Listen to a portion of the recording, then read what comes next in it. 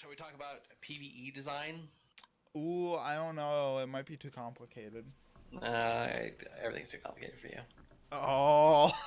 Ugh. um, wow. Okay. Yeah, even I'm kind of cringing at that. Kind of trying not to apologize out loud. Um, no, like I think we have like the interesting thing, like from a design point of view, that you have to kind of look at for PVE is kind of looking at what a lot of player expectations are. Especially now, like like back in the ye olde days of design, things were a little more Wild West. But at this point, you kind of have like a lot of kind of established expectation. And so you kind of look at kind of what we talked about before, like solo versus group content, um, where a lot of the older games kind of focused a lot on uh, uh, focus a lot more on kind of group content, whereas like a lot of modern games focus a lot more on solo content. Sometimes with optional group stuff thrown in. I think like 14 is kind of interesting because it kind of like straddles the two worlds pretty easily, where you have a lot of solo single player stuff you can do, but as you follow the MSQ, you have to do certain dungeons along the way. Mm-hmm. And that like that pulls you into a group situation, And which is not necessarily very strenuous, because a lot of times it's a very temporary. complete this thing one time and then move on. Right. Yeah, And with people you may not never see again. and gathering is kind of like that too, because gathering and crafting is the ultimate solo content Right. in 14. But then you get into Grand Company or free company crafting, where you use the workshop, and that requires people to contribute. Right. And then, Or even like if you want to really maximize, if you really want to earn money off crafting, you have to kind of learn the market board. You have to understand a little bit of like what people want. and the other thing I was thinking about is maps. The treasure maps, which is very much a group content. Right. For something that's otherwise mostly soloing. Right. Yeah, I mean, there's a lot of kind of a focus on solo activity, but but eventually you do have to kind of like group up and do group things and whatnot. So I think like it straddles kind of the two worlds pretty well. And I thought like this is like a really kind of big topic, because like some people want to group together and some people want to solo, and I think the best games are the ones that kind of like manage to do both. Mm-hmm. So like I played Lord of the Rings Online with my significant other at the time, and we created this duo of characters that basically like worked perfectly with each other. Right. I was kind of a melee DPS that was a little tanky, and she played a character that was kind of basically a jack of all trades. Could do a little bit of everything. Had a pet, had heavy armor, could do decent damage, had a buff that was just amazing. Basically just made everybody better. You mean it was a bard? No, I'm kidding. Oh, it's called a captain, but yeah. I mean, it kind of filled the the bards were healers. Lord of the Rings Online is a very confusing game. Let's not go. It's very confusing. But like so we had these two characters that worked really well with each other, and so we could tackle when we were doing solo stuff, we just kind of fight next to each other, no problem, whatever.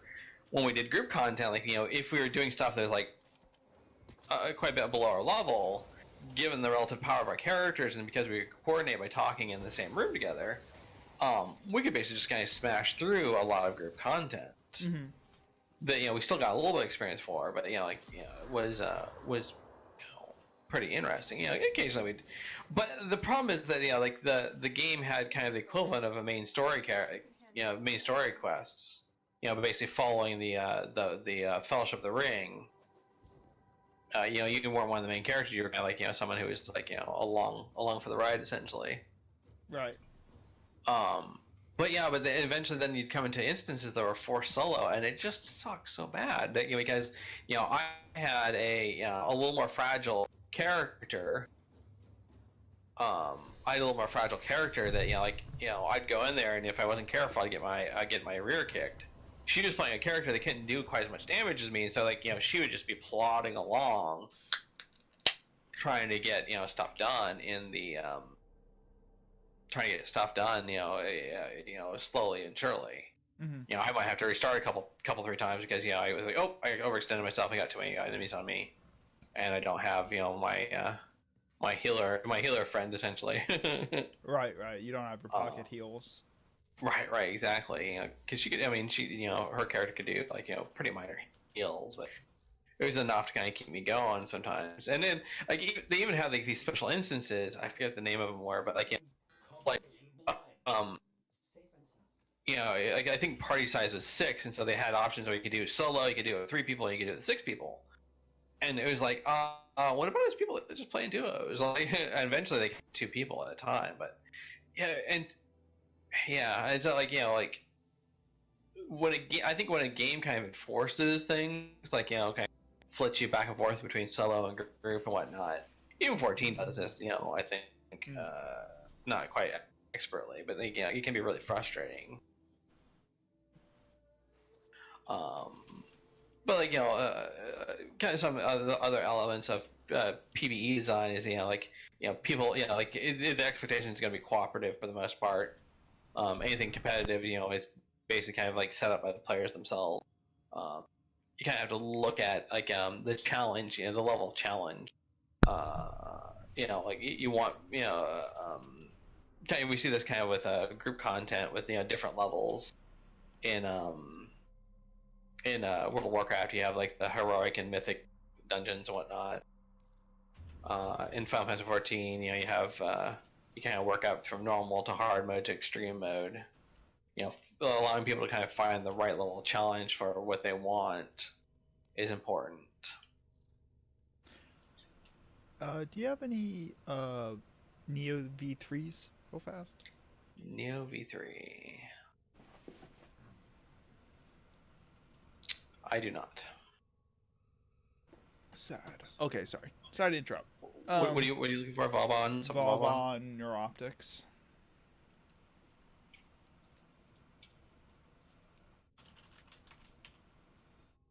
I have V5s, which are... I'll refine 4 of those. Oh, there's Neos? Yeah. Oh, you're right. Okay. Yeah, I'm out of void traces. Sorry to interrupt the talk. We just... It's kind of the exciting and exciting part of playing a game while we're doing this is that sometimes you have to talk about the game. But actually, like, this is kind of an interesting thing. Like, this is part, like, we're playing essentially a PVE game here, and this is part of the cooperative element of it, where we both individually gathered resources, and so now we're trying to coordinate and cooperate in order to help pursue goals. Whereas like a lot of the rest of the stuff we do in the game, leveling up weapons and whatnot, you do kind of like together but parallel. Like the amount of XP I gain doing hide runs is not it doesn't really matter to you. Right, and you're leveling up stuff. We play this game together, off stream, off podcast, all the time, and right. Sai's actually a higher level than me. Right. Even though I have years more experience and I'm just lazy. Well, and you stop playing for a long periods of time. Yeah. But I think one of the strengths of Warframe as a PvE game is that you have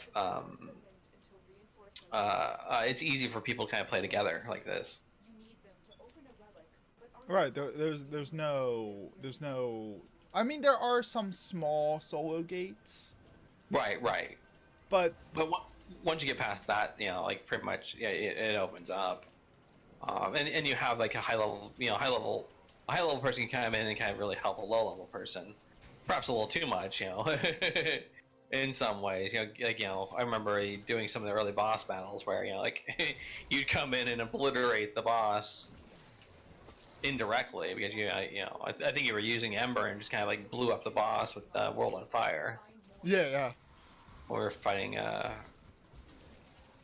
Vor the first time. But yeah. So yeah, I think like I think this is kind of an important part of the game is like allowing people to cooperate and collaborate without necessarily forcing them together. Because you can play Warframe completely solo if you wanted Right. to. I tend to be a very social player, so like I pretty much hardly ever play unless Malgrim's with me. So of course Malgrim's a fucker and goes and fucking solos the things all the time without me. So whatever. Nothing better.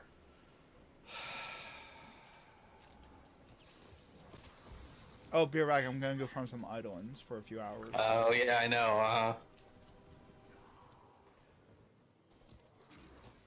Anyways. Exactly. Yeah. And so I think that so kind of like from a design point of view, then you have to like kind of look at the flip side, like what can you expect what can you expect of the players? I think one of the things you really have to look at is that players are going to look for any advantage they can to accomplish their goals. Kind of a contemporary example of this has been Anthem, which is a recent kind of like shoot and loot type. People got in shoot and loot type game. And like there's been a couple times when they've kind of had bugs, quote bugs, that basically allowed people to gain loot faster than expected. A lot of it was basically centered around the idea of them going and collecting chests. They go to open world area and they collect chests, and this is supposedly the most effective way to gain stuff. And supposedly they were banning people for this. Right. Which is just like it's kind of cool. Like the fashion currently is for a lot of games like this to not want to admit that they're MMOs essentially. We fought with honor. And so but it's one of those things like if they had just like consulted with any MMO developer, we could have told them, no, this is what's going to happen.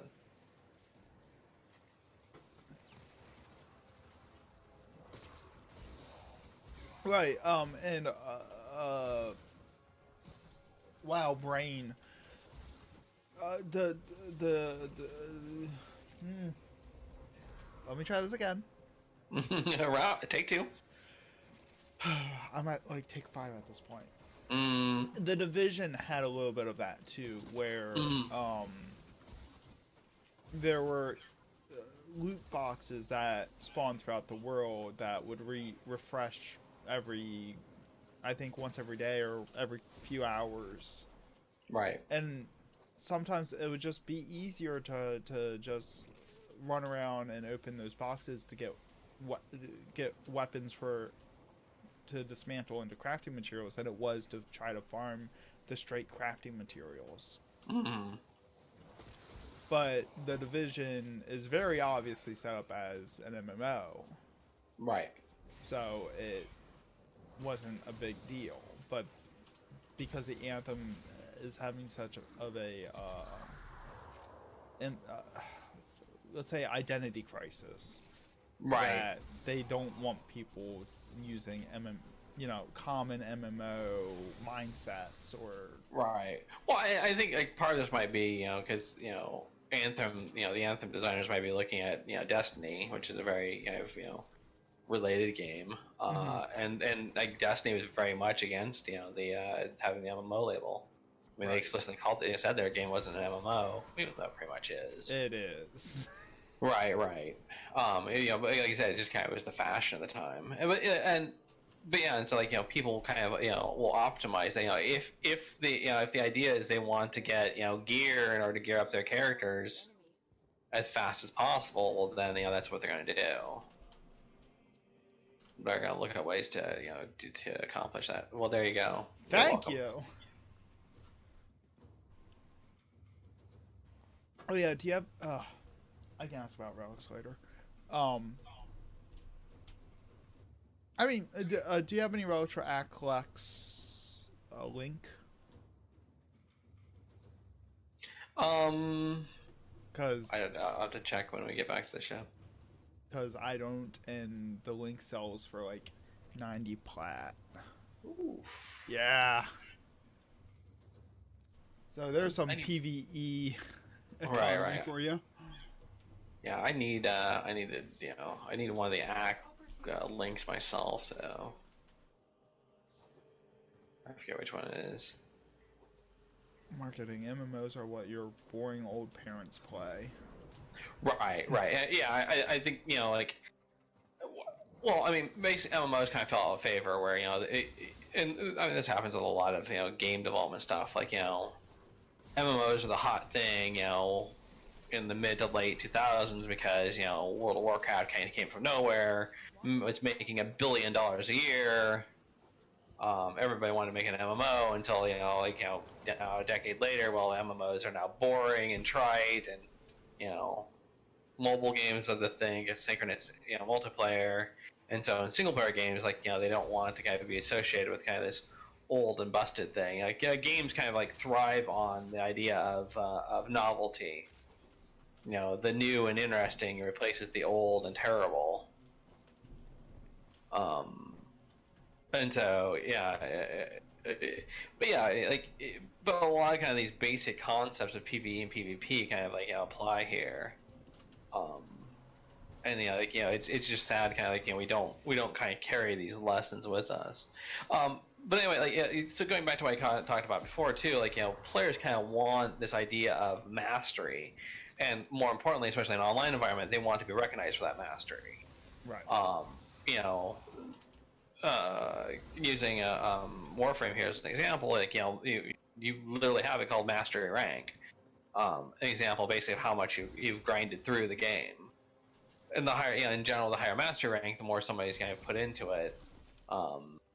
The more somebody's invested into the game, and and it has, because in order to get master rank, basically have to earn experience and weapons and whatnot. So the higher your master rank, the more weapons you've acquired, the more weapons you've mastered, the more weapons that you have, theoretically have available as well. And there is a little bit of an indirect PvP competition when you're in a match with other people too, because if you open up your session information, then you have like your mission stats. It's just like, ooh, this person is doing the most damage for me, or this person has the most kills. Like there's a little bit of an indirect competition there to right. have your numbers be the orange numbers. Right. Yeah, exactly. Yeah, you have a little bit of competition. Basically kind of demonstrate mastery, and that's kind of a very basically a very temporary thing. If you're looking at more of the persistent stuff, things like mastery rank, power of weapon. If you have a weapon that has has a lot of forma in it, that tends to be viewed as obviously better. If you have a specific ribbon that gives you a lot of power, that's mastery. And a lot in a lot of modern MMOs, that mastery essentially comes down to a lot of just spending the time doing the thing. Because mastery, master rank and formatting and whatnot isn't too hard. It's mostly just kind of patience to get to get the item, to earn the experience for it, to earn the experience repeatedly, to form it up, to keep on re-rolling the ribbon, and not wanting to lose the will to live in order to get the right roll. And Warframe is a game of patience. It really is, because if you just sit down and you're patient about what you're doing and you just grind and grind and grind and grind, eventually you'll have all the crafting materials you could ever need, except for the purposefully rare and hard to get materials. But for Forma in particular, I have enough crafting material to make thousands of Forma. It's just the time gate to make them. Right. Where, back when I first joined the game, or even back when you first joined the game, right. getting those formas made was really hard, because you needed the neural sensors and all that stuff. Right. But then they made it so that those drop naturally out of some very high-end stuff, so you just farm that for a little bit and you get more than you need. Right. Yeah, but still, there's an element of mastery to the game, to knowing these things. The newbie's not going to know that. Right. And so this is kind of having that mastery, and again, like being able to be recognized for that. Oh, you've got and even like when they come out with a new prime, somebody who has the new prime thing quickly. Either they're rich enough to kind of afford a lot of platinum to buy it off the market, or they're really efficient at farming the things needed in order to get the thing. Right, but the newbie won't know the difference. But if you're someone who knows how the game works, then you'll see someone on day one with the new stuff, and you go, "Yeah, you bought it." Right. Jackass. Right.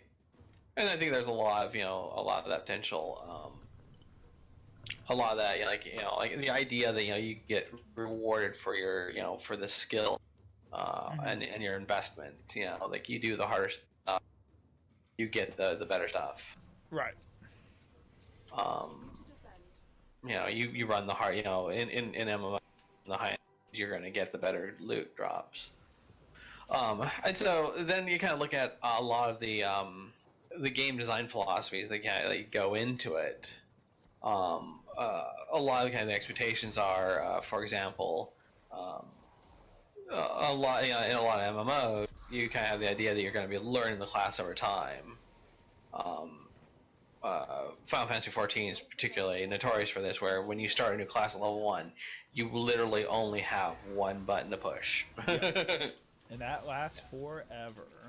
Well, they'll last a lot less now because they have if you're an experienced player, you've got a bunch of stuff that gives you a bunch of experience bonus and boosts and whatnot, and you have armory bonus if it's not your first class. So, but kind of like you get skills over time. The idea is you incorporate these into your toolbox, and you get a little bit better over time.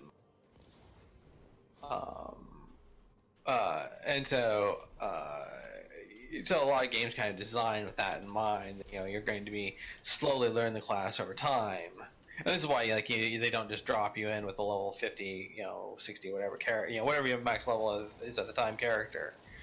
You get dropped in. You don't get dropped in the max level character because the idea is you're going to learn the character through play, and how effective that is kind of left up to.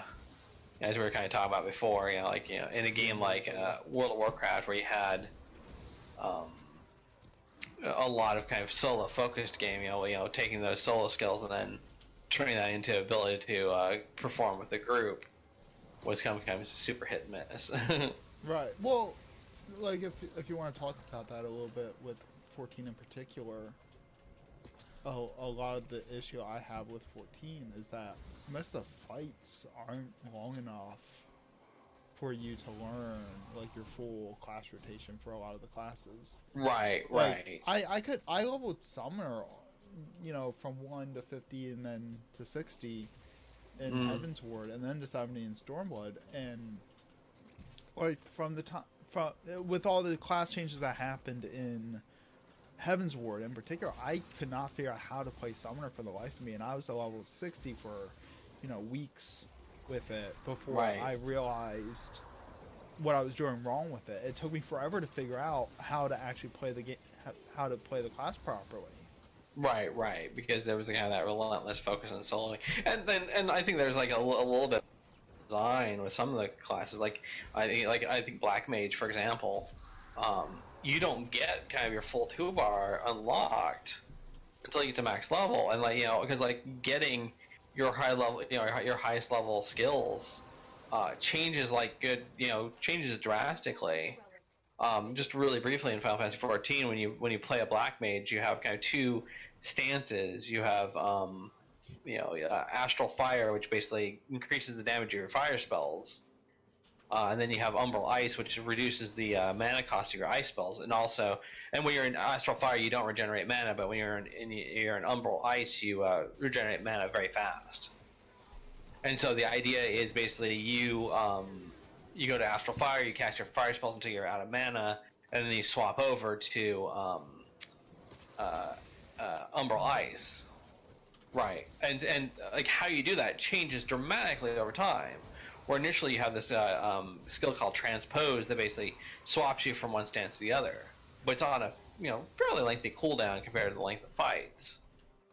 But then eventually you get your Ice 3 and your Blizzard 3 and Fire 3 spells, which will automatically swap you between the two.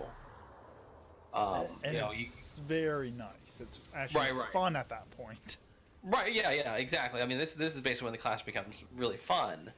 But like, you have no idea this is coming up, and like they give you Fire 3 and Blizzard 3 at like radically different levels. So you don't even know when you get Fire 3 that like fun is basically like some more levels away. Right. And then eventually, Fire 3 is like 25, and then Blizzard 3 is like 40. Yeah, something like that. There's something crazy like that. Yeah, and like even in Stormblood, they even delayed when you get your Blizzard 3, which it makes no sense because like I said, like this is the point where the game is fun, where that class is fun for that. And then at high levels you have this thing called Nochian, which is way too complicated to explain. But yeah, you don't actually get the last piece of that working together until you get to literally level 70. And so you don't get any time to actually learn it before you start trying to run high-level content. Right, exactly. And, you maybe have to keep on pressing through the story and whatnot. But yeah, like suddenly you're kind of thrust into a dungeon, and you're expected to kind of understand this fairly complex system that you really didn't have all the parts for until then. Then if you want to talk about like the comparison between like PVE rotations and PvP rotations in 14 really fast, like they're night and day. I'm gonna talk about that a little bit later because because they radically changed how they kind of like really split off the two. But kind of going back to kind of a concept of PVE, essentially you have what people used to call the treadmill. Mm-hmm. You get better gear to fight better monsters. You can get better gear so you can fight better monsters, so on and so forth. Kind of the idea is like you're gaining in levels, but you're not really gaining necessarily. You're not really necessarily gaining absolute power. Oh, that's abstract. I'm gonna be right back real fast. Sure. And like one of I think the important things to understand is that as people kind of as games get harder, essentially like a lot of stuff like the monsters don't get smarter necessarily.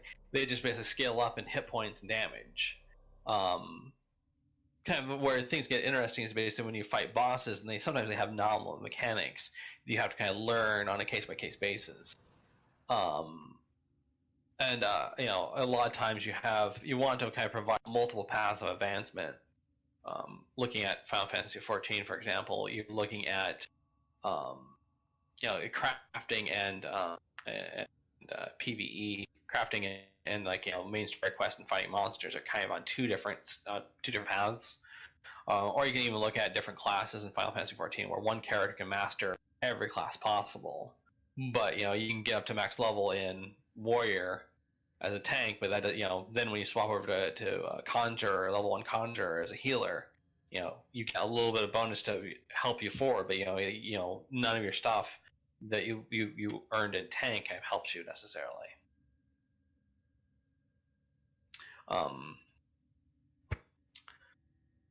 And so I think that's one of the kind of the big things that we look at is how do we let the players progress? How do we let the players advance? How do we get the players once they get to maximum level, like how do we let them